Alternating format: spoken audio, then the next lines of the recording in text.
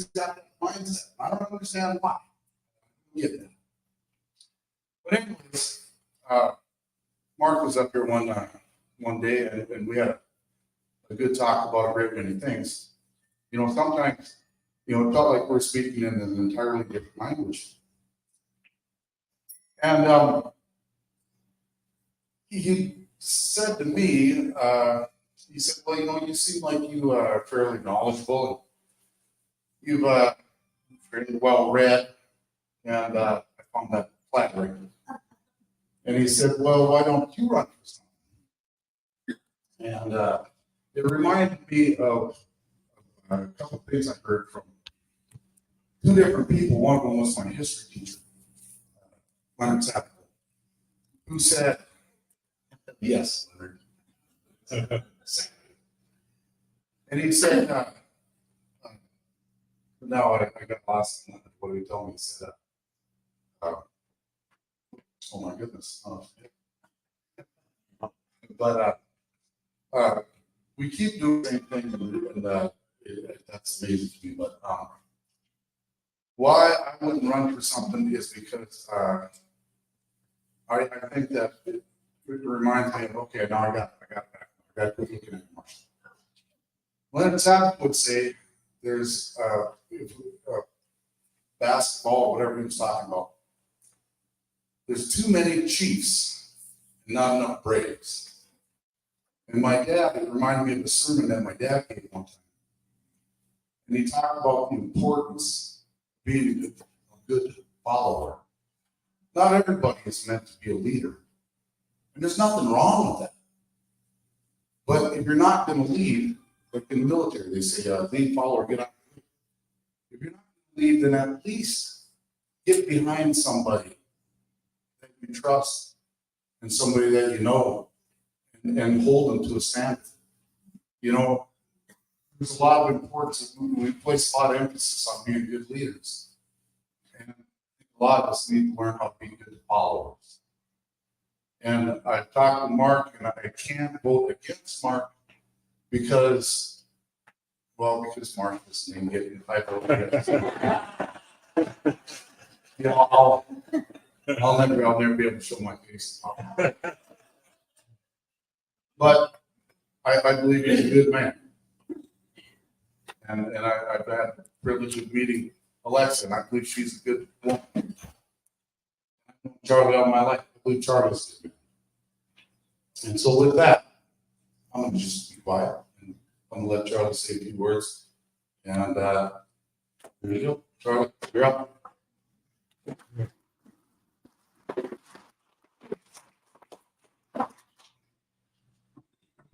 Hello, everybody. It's a good turnout here. I could probably do.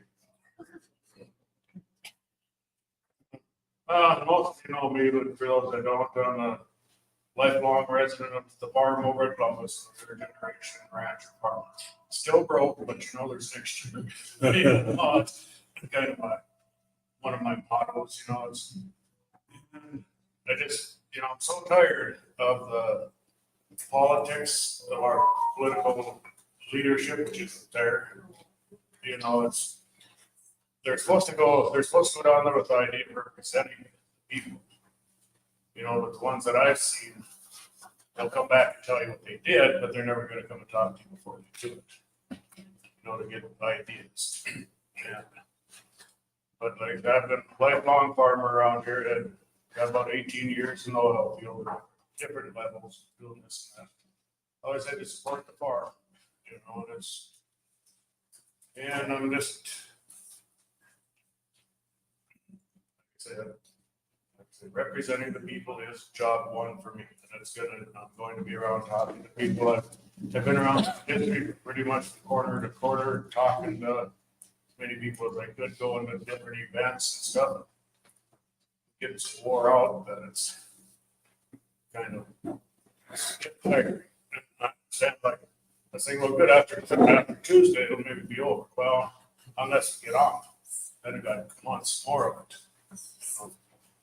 But you know, a couple of one of my logos that I come up with, you know, we all know how powerful the East is in the state. You know, they've got the districts over there.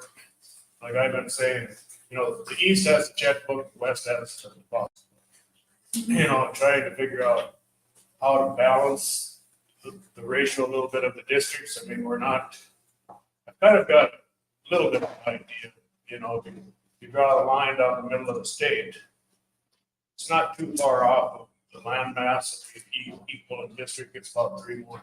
But, you know, we got to figure out how to, I got a little semblance of a plan that might come out, you know, and until I get down there and try to figure something out, I don't know what's going to work. Well, start to draw a blank. So I'll pass it on to the next person. Thank you for your time.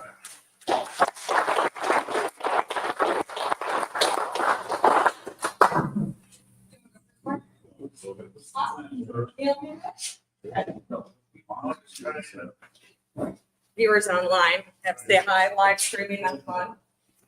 All right, for those of you who don't know me, my name's Lex Altoff and I live in Fortuna, North Dakota. I absolutely love that town. So I've been a journalist for most of my career, and that includes broadcast, newsprint, commercial video, and now I'm actually a full-time video editor for one of the nation's biggest pro-Second Amendment rights groups. And I absolutely love what I do. I get to work from home in Fortuna. But having not really been a journalist, I did newspaper up here for a number of years. And I reached a point where I just couldn't do it anymore, and I had to act and do something. So that's why I'm standing in front of you today with a notebook and not interviewing you guys and writing down your quotes. So I was trying to think of something. I didn't really have a speech prepped, but I got to think about when I was at home on my computer, and I usually am, that's nothing new, but I'm looking at my fish tank, and I got a fish tank in the living room, and I take a lot of joy out of that little fish tank. But politics is a lot like a fish tank. And generally, when somebody gets a fish tank, you get a little square cube, and you put the fruity pebbles in the bottom, and you throw in a goldfish, and you just kind of leave it alone. And after a period of time, a lot of algae builds up, the fish will probably die. And it just doesn't work very well. However, there are a lot of us fish keepers that do what's called a planted fish tank. And this may seem a little odd if you've never seen one, but they actually have live growing plants. You have to cycle the water. You're very careful about what fish you put in it. And that's what politics really is. It takes somebody being involved, taking a lot of time, doing the research, changing the water so everything can be crystal clear and not left up to a bunch of muck and mire. So one of my huge issues is actually transparency, being a journalist. So that's a lot of what I've been talking about. But the other thing that I've been discussing with people frequently has been what's called institutional knowledge. And there has been a contingent of folks that like the same people in there over and over because they've got something miraculous called institutional knowledge. However, that's not benefiting us any longer, because do many of you know what bills our legislators passed since like 2015? Has anybody looked at the bills that they've been a primary sponsor of? Hands up. Not much. Yeah, you have. That's it. But for those of you that haven't, I actually took the time and I researched what primary sponsored bills that our House reps have done for the last few years. And so when they say, oh, we've got institutional knowledge, we can get things done, I'm just finding that that is not the case. So real quickly, I'll read them off. So very last session, Bert Anderson, he primary sponsored one bill, and that failed. 10 days to 80 days.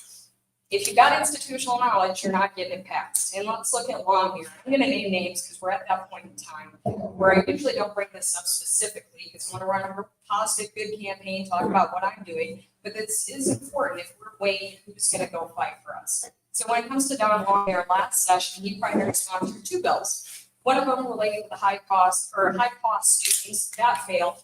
Anybody want to guess how many yeas it got? Zero. 91 days. And the bill he did get passed, guess what? It added a landscape architect to the state architectural board. Anybody a landscape architect here? Is that doing? No, not doing a lot. There we go. So institutional knowledge. What we do need is knowledge from people with real world experience, like Mark and his incredible experience in business, the oil industry. You can talk for hours about that. The man knows multiple languages. It's amazing. I'm just going to talk Mark up. I'm voting for Mark. And myself, researching, talking to people, being a journalist, spending hours reading bills, tracking this stuff for years. That's what I can bring to the table and offer to you guys. And the thing that makes our district, frankly, the best, and I may be a little biased, is because so many people have gotten involved and come out. They've done the work. Justin LeBar has spent hundreds of hours. Yeah, let's clap for him.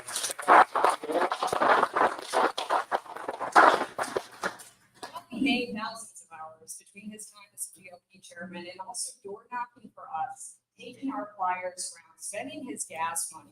And it's people like that who are making this district absolutely amazing. Right now, we've got the mayor portal here. Yeah, hi. We've got we've got so many amazing folks, but what I really want to press upon you too is, yeah, we may be running, but we're running with you guys. And so we want to make sure that everybody also stays involved, because the only way we're going to lose is if we stop. And heck, it may happen that I don't get elected. I'm not going in there, but I'm not going to give up and just roll over. But we will always win as long as we all keep together. We all keep fighting like we have been. So thank you guys for coming.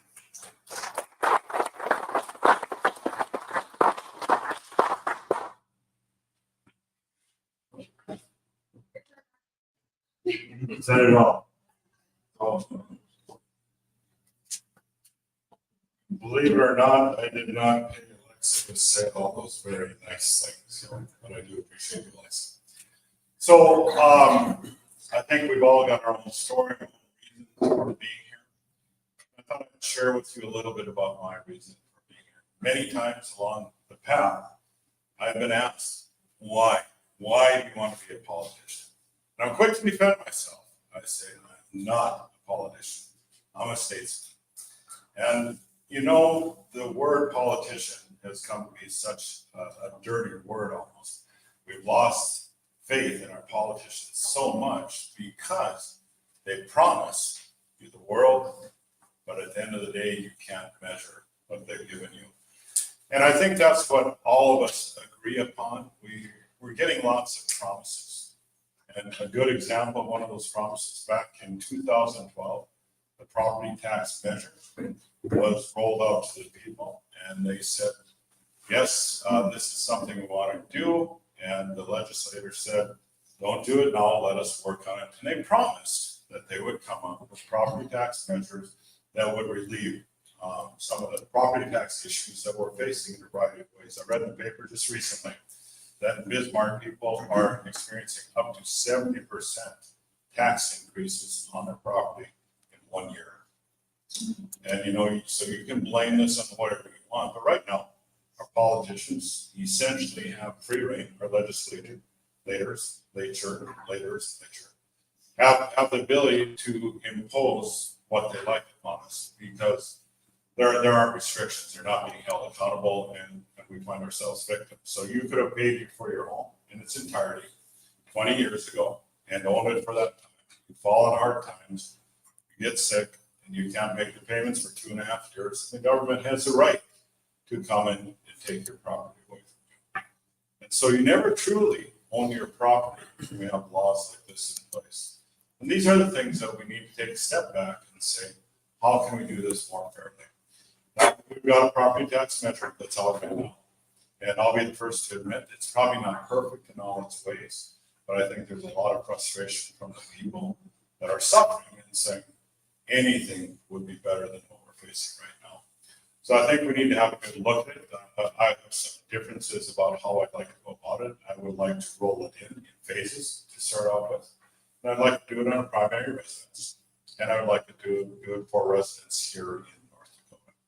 In other words, we don't roll it out to the entirety property tax base we have, but we do start phasing in measures to reduce our property taxes. We protect the people who own their homes and ensure that nobody can ever come and take that away from them, especially the government. The government should be there to help us. We put government in place to work for us and to help us. But sometimes things can kind of go upside down and the government starts working against us. And we find that's very true with the federal government. When as the state government, very often we find ourselves putting measures and bills in place to protect yourself from measures that have come on at the federal level. And a good example of that is when we have education subsidies that come in from the federal government per child. I think it's right around $14,000. Along with that come a set of measures and rules and things that you have to do to accept that. And some of it has to do with the transgender agenda. Others has to do with CRT, the critical race theory, where they're telling our children that they're racist simply because they're white. We all know that's true. I don't think there's a racist in this room. And especially when you hone it down just to the fact that we happen to be white. We're all self-respecting people and respect other races. I think I worked in the oil field for 35 years. I worked with practically every race in the world because I mean, in the Far East several times, in South America several times. But I worked in very many different places and people are the same. We as North Dakota, I think we're very different. So I'm going into a bit of a ramble here, but what I really want to say is that we want to get in there and we want to make a difference. We're tired of hearing the same old story. Some of the things that have been said by our current legislators, when we go down to Bismarck, we just try and get along. And it's nice to get along, but that's not what we sent legislators for. I think we have to have people who are willing to stand firm, stand unprincipled, and say, no, I will not vote for this because, and you give a very sound reason, and that's where you stay. And all too often, we're trying to get along, and we just want to have a nice life over down in Bismarck, and that's not what we're there for. So that's where I think it's very important that people like you stay in contact with your legislators, with your senators, and you hold them accountable, because that's one thing we're lacking. Far too many of us have no idea whatsoever what bills have been passed, why they've been passed, what the implication is for us. The bill is too late. So one of the things that Alexa has talked about several times is communication and setting up a monthly communication where we sit down and we have all the legislators, whoever they might be, we sit down and we answer questions about the bills that we proposed, that we voted on, and we let everybody know how we're voting, why we voted that way, and give them a chance to give us some feedback. Because the communication loop is lacking right now. They're essentially given free rein to do whatever they want, and they're not being held accountable. So I know from my business life, accountability is all important. When people don't perform the way that you expect them to, there needs to be a degree of accountability, and they need to be called to task. And that includes me. If I'm not doing the job for you, and I happen to be in the seat, if I'm not doing the job for you, it's your duty to call me and say, hey, Mark, what's going on? Because that's how government is. I think we've gotten too accustomed to living in a world where things are going good and we don't want to cause trouble. The right nation. And look at the federal level. North Dakota, we have our problems. We have the property tax issue. We have carbon sequestration. We have spending that's out of control. But they're all things that can be contained and they can be addressed. But we have to do it now because what goes around comes around. And as things roll in from Washington, we start getting used to it. We put up less and less of a fight. And another comment I've heard from our current legislators is that they want to turn down the heat a little bit this time. Well, that's fine, but that doesn't mean you don't stand firm. I think turning down the heat should be the message that we want to put out there. And rather doing the right thing. Well, when I grew up, my folks always said to me, do the right thing. And it's something that stuck with me because when you do the right thing, you usually get the right result. Maybe not every time, but if you make that a lifestyle, you make that a practice, you do the right thing, you get rewarded by the right results. So I guess that's the reason I think all of us are in there is because we don't feel like the right thing is being done. And some kind of change needs to be made. We get the old guard out of there, get some new blood in there, some new thinking, some new ideas, and people who are willing to apply themselves to what the problem is, to the issues, and actually get the job done. And I know I'm very excited to serve you, and I'm very interested in what you think, what you have to say, and what your ideas of what the problems are. Because honestly, we do have have many. There's so many things that we could do, but we need to start with a solid plan in place, as Charlie was saying. And I think Alexa alluded to it as well. So we're here to serve. We want to know what you think. So reach out to us. We're not there yet. So it's super important that you get out to the primaries on June 11th, which is 2 days away now, and vote, because who ends up being in each of our positions here in 2 days is going to be defined by how many people vote and how you vote. So I encourage you to do that. And of course, I'm going to solicit your vote for all three of us. So thanks very much. And please, if anybody would like to get up here and talk a little bit about what's on your mind, I would really welcome that. I think that would be good. Because we've done all the talking, and really it's all about you. So. Okay, thank you.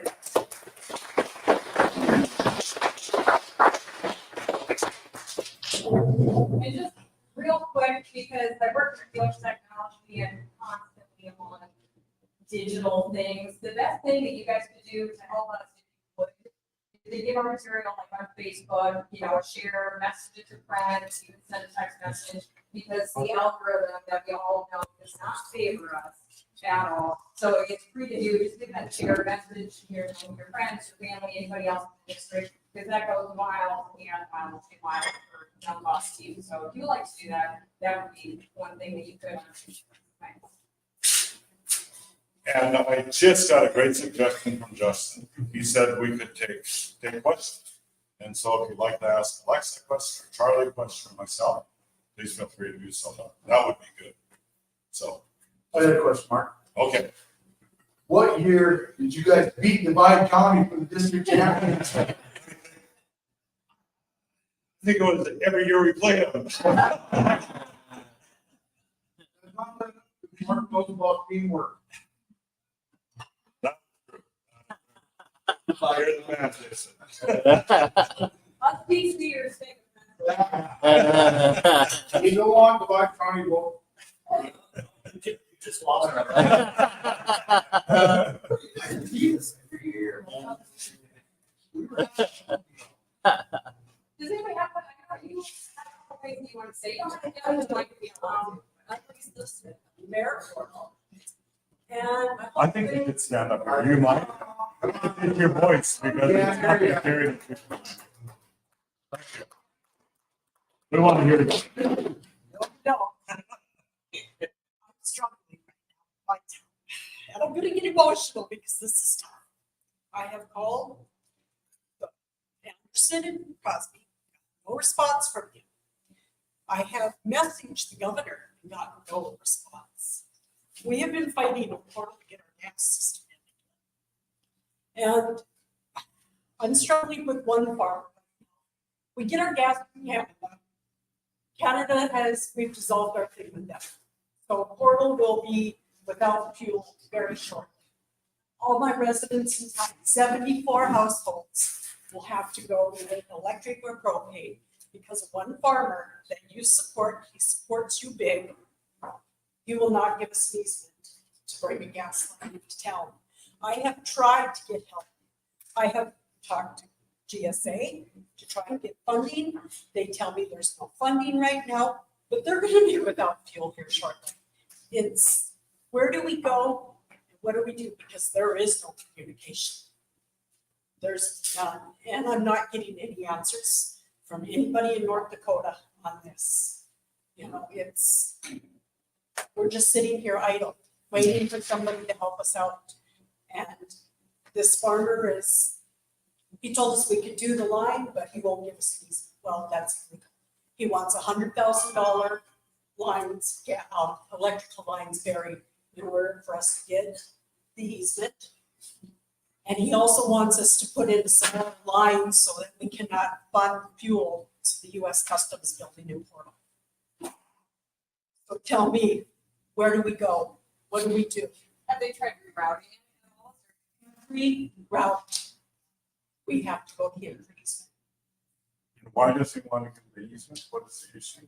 because he doesn't want us to give fuel to the port in Portal But I mean, why, I guess I don't understand He, why. he's just, he's got a grudge against US Customs. And that's it. He can't explain. I think you know who I'm talking I about. think Your it's- signs are on his yard, right, big there. No, it's actually- You were just up and met with him and all over Facebook, and that didn't look good for the residents portal, because we would have loved to when you were there. We would have liked to have met with you and him, and just, so you would have known what we're, as residents in the small towns, are contending with. You know, we got Lignite here, we got no grocery store anymore, you know, we've got all these little towns that are dying. And we're struggling, and we're struggling bad. And we need support out there, we do. I mean, it's, you know, everything's going to Grand Forks and Fargo and Bismarck and Minot, and the little people are getting forgotten. May I ask some questions, just so I Yeah. understand? Why is propane such a bad option? What am I missing? Do you know what the cost is right now to bring propane into a home? They need a new water heater. They have to rent or buy a propane tank, and most of them won't rent anymore. We know that. Lignite Oil won't rent. They only have 1,000 gallon tanks available.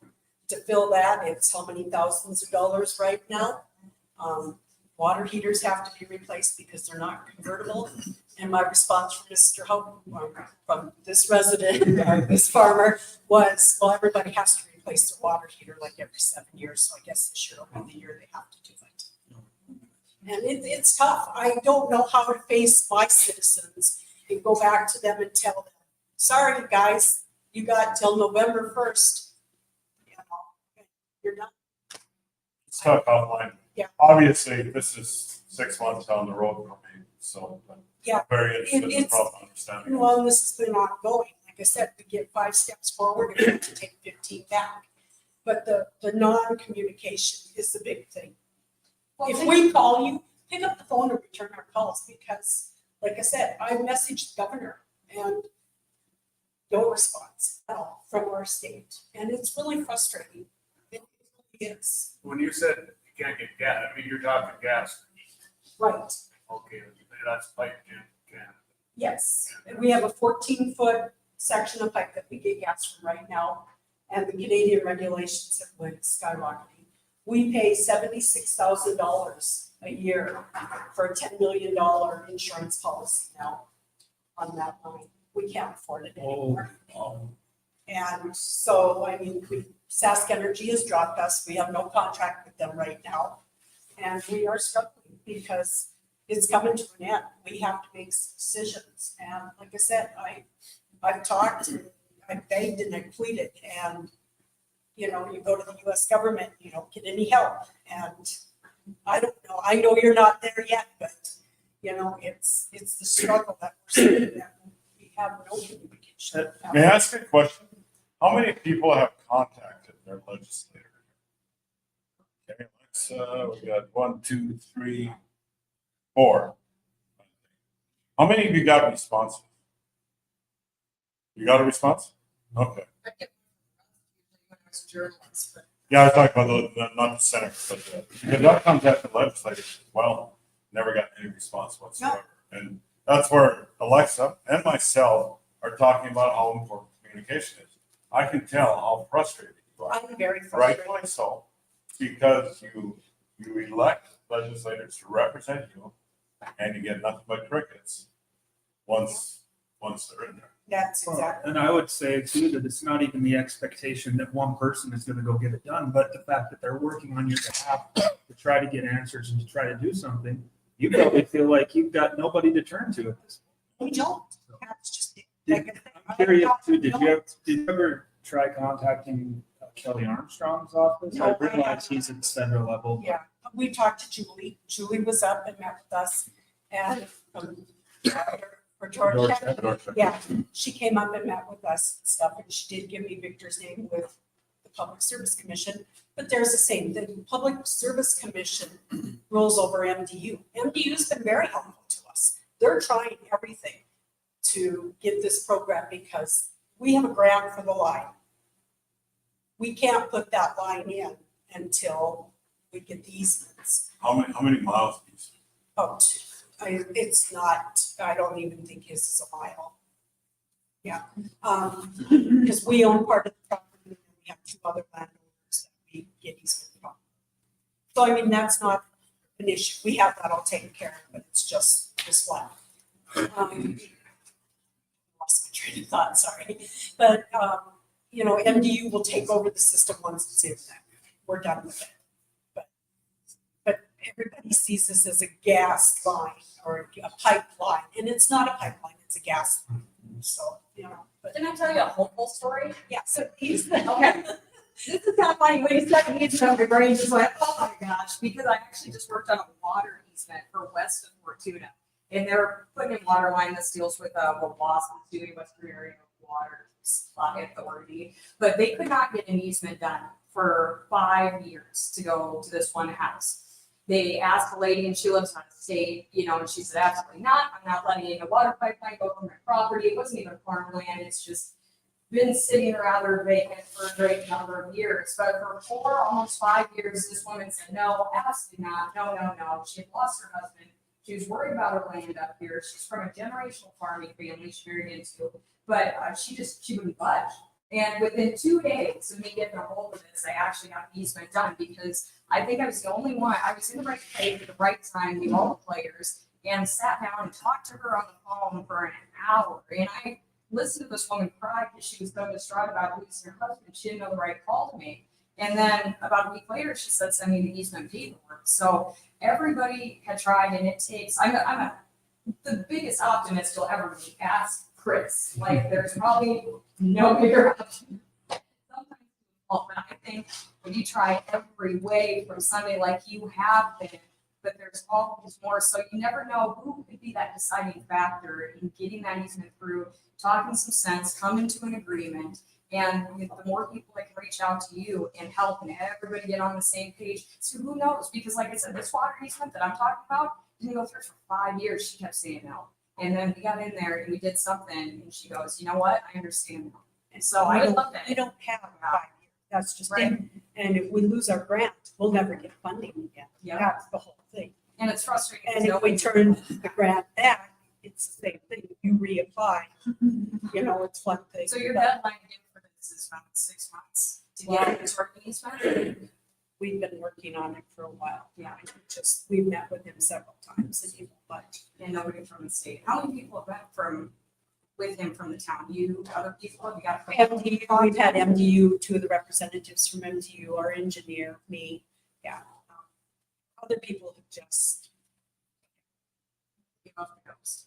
But when's your deadline where you have to get that easement approved? Like 2 months ago. I mean, we wanted to start production.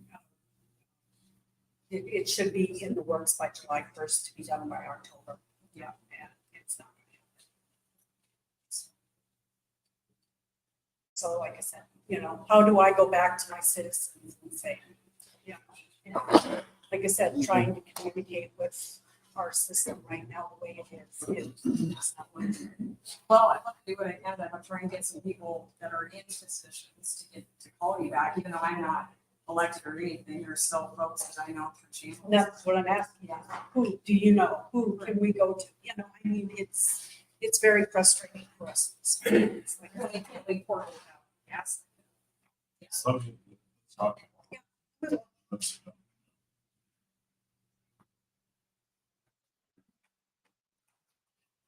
Yes, sir. How new is your blood? How new is my blood?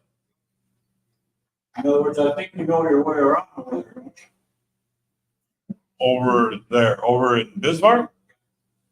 No, I would say that'd be a stretch. I've been there and I've participated in events, but I've never been part of the Senate or the legislature or served in any official capacity. But you're not gonna see a new face when you walk in.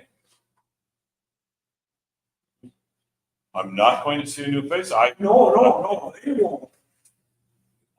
They've seen you before. I don't think so. They may think people in Bismarck would know me. I would bet almost none of them know. Yeah, I don't think any of them do. I mean, I think you're overestimating me by about a degree of 20 or so, maybe 100. I don't know. But no, I've never been to Bismarck. I've never served in government. Well, okay, I'm on the planning and zoning board for Burke County. That's my most elevated position so far. Can't say the same thing about it. Okay. Can't say the same thing about his opponents, who everybody in Bismarck. Yeah, maybe you're thinking about him. Yeah. Yeah, he has been there for 30 years. And he 40 years. knows 40 years forever. So yes, sir, that's. And that really is, okay, so I'll just speak to this briefly because I'll be very honest with all of you. And I promise I'll always be very honest. But right now, I'm up against Mr. Harms. And he is a career politician. He's been a lobbyist. And he's gotten to know a lot of the people that are in the seats right now. And now he's flipping from being a lobbyist, his previous job, over to the Senate seat. And of course, he's going to owe some favors to all these corporations he's worked for and everything. And so I don't quite understand. He came in at the last minute and he decided to run against me. And I think this is the one thing that kind of frustrates me is that we have Republicans battling Republicans, when in fact we should be battling the issues, you know. So the first thing that needs to happen, I think we really, I say, I've talked to a lot of people, let me put it that way, and a lot of people have said we need change. We need to turn things around. We need to get some results, and we need people that we can trust that will talk to us. And I feel I understand how important communication is because of my years in business. And I ran a lot of businesses in different capacities, and it's all about communication. You don't have to, every time we have breakdowns, it's because there's a communication breakdown. And sometimes that breakdown can be you make a call to your legislator or your senator, and you never get a call back. I mean, you never get past phase one. And Lisa, what you're talking about here, you know, it's very much communication breakdown. You quit talking and everything just stops. And so I think that's the promise we can make to you, that we will be good communicators. Alexa is an expert in setting up media communication. And I'm very much committed to doing the very same thing, to assisting her to make that successful. I'm no IT guru. I'll confess that right off the top. But I'm very comfortable with it. You know, I used to deal with 200 emails a day. So glad that's. Well, my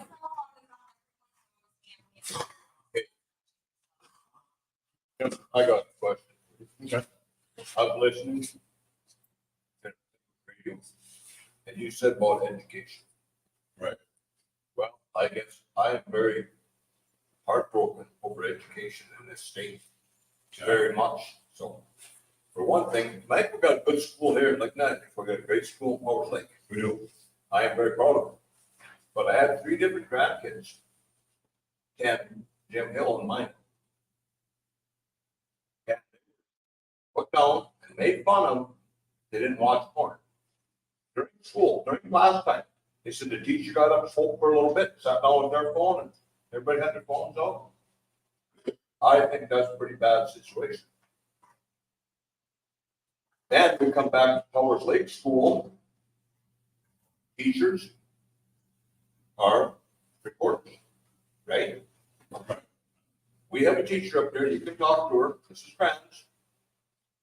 Reported student that was having sex with a lady old enough to be his mother, got her pregnant, had a kid with her. And he's into drugs and whatever. He's sitting in jail in mine right now because she reported him in 3 times. Nobody ever checked on him any of the times.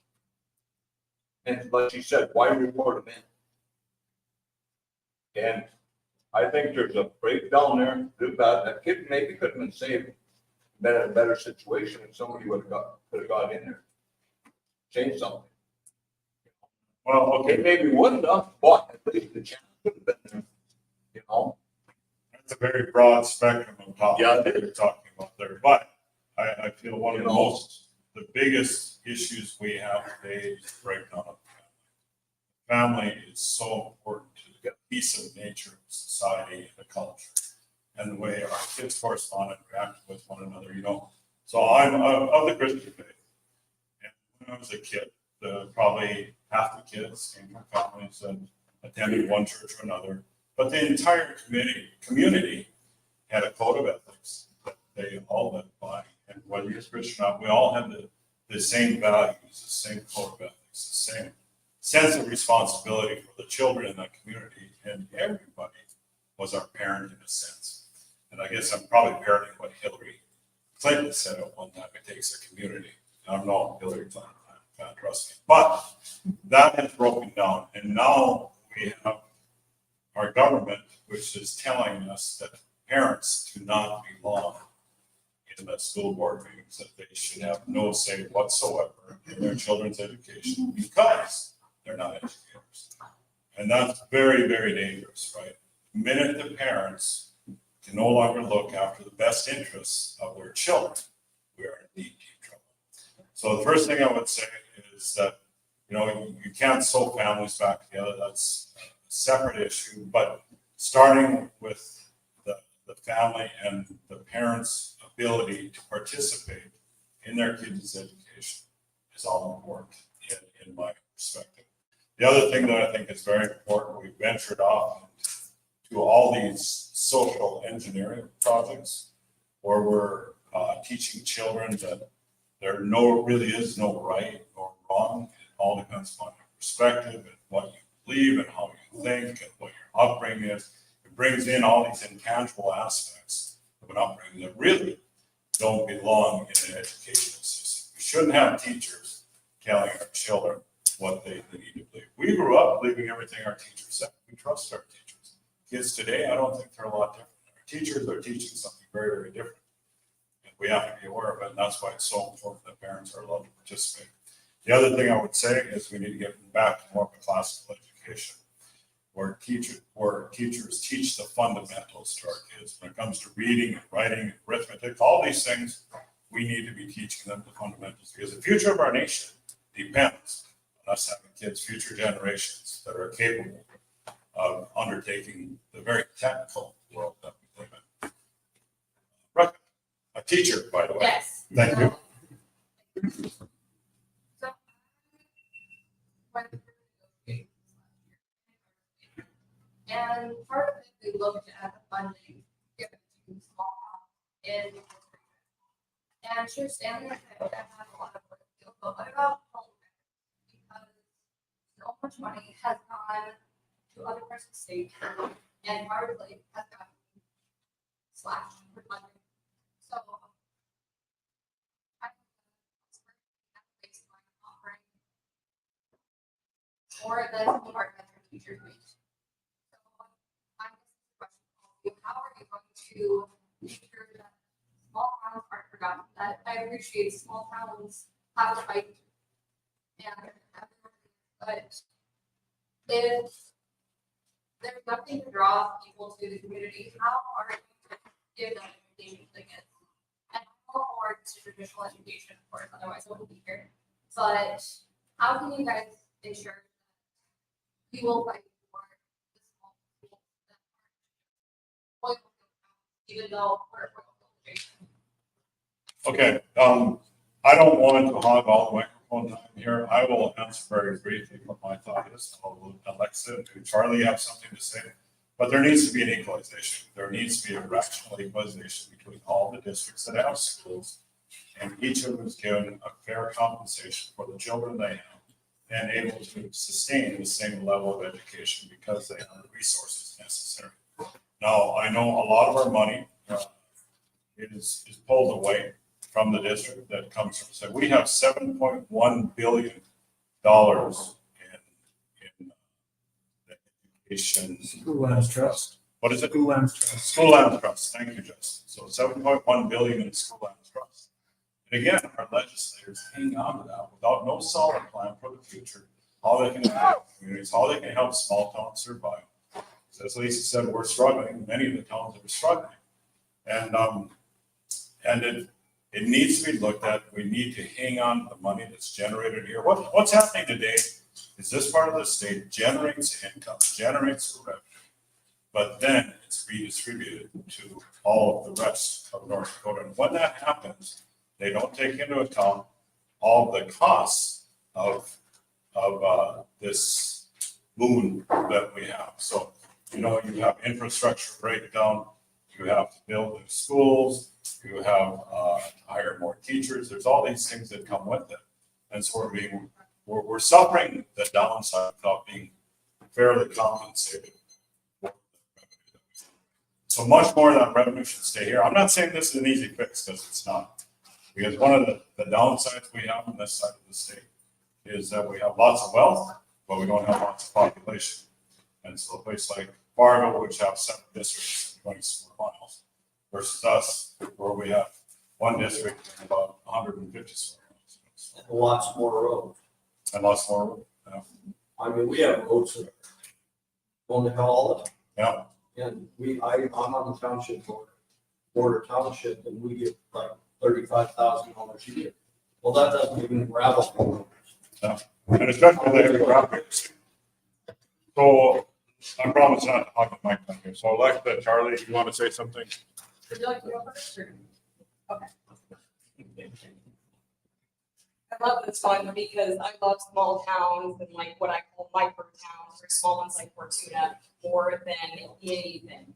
And so the idea that I had to actually protect our small towns and to make them viable again and keep that money out here, and something that they have not done or has not been done in recent memory in North Dakota is actually making a coalition of legislators from the western side, from our producing side, and working together. Because like Mark said, there's a bunch of these folks that have been in there and they say, well, we just want to go along to get along. Well, and that's fine to be nice, like Mark said, but we have actually got to make a lot of folks who are legislators from out here. And then we can work together and strive against where all of our money is just being washed away. Like one of the campaign slogans I had was the guys that work out in the cold shouldn't be left out in the cold. So I think like small towns have a meeting every year, and what is it, the North Dakota League of Cities? Yeah, and everybody goes to it. And do you get a lot from that, or is it just a couple days? Yeah, it's just a couple of days, right? So in places like Fortuna, Portal, Newman, Ambrose, Hanks, we can all start working together and actually actively communicating. There's a lot of good technology out there to do that. Then we can all come together. And part of the way that you get things done, honestly, is to kind of raise a ruckus. And that's one of the things that we are really bad at in North Dakota is pitch and a fit. You know, everything's done kind of nice, kind of quiet. But if we can actually keep strong out west here, have a lot of legislators from the different districts, from productions, counties, cities, areas, finally work together, get on the same page, develop a coalition, then get these small towns together, we can actually get more word out, more open communication, and more things done. So I think that's a real viable thing to do, is actually create something where people can come together and communicate and work together for once. Not working for Bismarck or Fargo, work for us. Sure.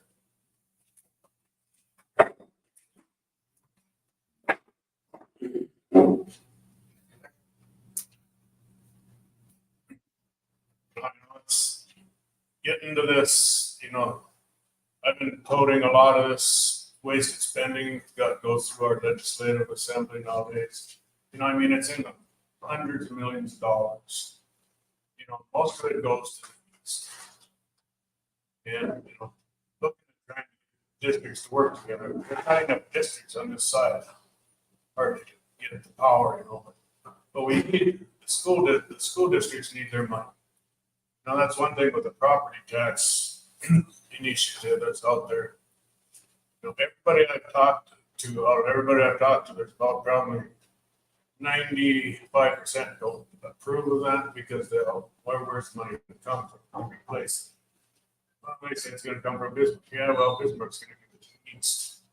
Just my theory. You know, that there's enough waste in our legislative process that we should be able to steer money to the west, you know, to these towns that need it, to the counties levels. You know, it's got to be some way to get some balance back to equalize the power a little bit east versus west. mean, if we can't, it's gonna be tough to do anything, but I'm not saying it can't be done, because that's, if you say it can't be done, it's not gonna be tried. You know, like balancing different districts working together. It's gonna take a whole lap. You know, we don't try, it's a new one. But if we're willing to try to work something out, we hopefully will accomplish something. That's all that.